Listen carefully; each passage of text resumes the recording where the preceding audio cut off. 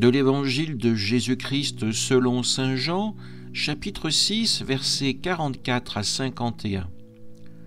En ce temps-là, Jésus disait aux foules : « Personne ne peut venir à moi si le Père qui m'a envoyé ne l'attire.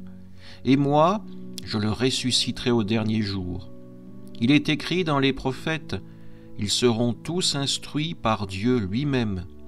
Quiconque a entendu le Père et reçu son enseignement vient à moi. Certes, personne n'a jamais vu le Père, sinon celui qui vient de Dieu. Celui-là seul a vu le Père. Amen, amen, je vous le dis, il a la vie éternelle, celui qui croit. Moi, je suis le pain de vie.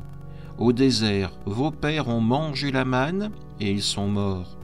Mais le pain qui descend du ciel est tel que celui qui en mange ne mourra pas. Moi, je suis le pain vivant qui est descendu du ciel. Si quelqu'un mange de ce pain, il vivra éternellement. Le pain que je donnerai, c'est ma chair, donnée pour la vie du monde. Acclamons la parole de Dieu. Dans l'évangile que nous venons d'entendre, Jésus nous emmène au cœur du mystère de la foi et de l'Eucharistie. Il nous révèle une vérité profonde. Nul ne peut venir à lui si le Père ne l'attire. Cette attirance divine, c'est la grâce, l'appel intérieur que Dieu place dans nos cœurs pour nous conduire à son Fils. Comme le dit l'Écriture, ils seront tous instruits par Dieu lui-même. Croire en Jésus, c'est donc répondre à cet enseignement du Père, c'est accueillir avec joie sa parole avec un cœur ouvert. Jésus se présente encore comme le pain de la vie, mais il va plus loin encore en distinguant ce pain de la manne donnée aux ancêtres dans le désert. La manne, bien qu'un don de Dieu véritable, n'empêchait pas la mort. Le pain que Jésus offre, en revanche, est d'une autre nature. C'est lui-même, c'est le pain vivant descendu du ciel. Et il annonce une réalité bouleversante. Ce pain, c'est sa chair donnée pour la vie du monde.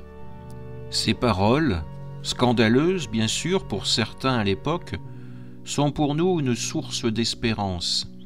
Dans l'Eucharistie, Jésus se donne réellement, offrant sa vie pour que nous ayons la vie éternelle. Manger ce pain, c'est communier à son sacrifice, c'est accueillir son amour qui triomphe de la mort. Celui qui mange de ce pain vivra éternellement, nous promet-il. Aujourd'hui, demandons-nous, est-ce que je reconnais la présence vivante, réelle de Jésus dans l'Eucharistie ? Est-ce que je réponds à l'appel du Père qui m'attire vers son Fils ? Approchons-nous de ce sacrement avec foi, avec gratitude, en réalisant que chaque communion que nous vivons nous unit plus étroitement à la vie éternelle du Seigneur. Prions pour que, nourris par le pain de vie, nous vivions dès maintenant comme des témoins de l'amour du Christ dans l'attente de la résurrection promise. Amen.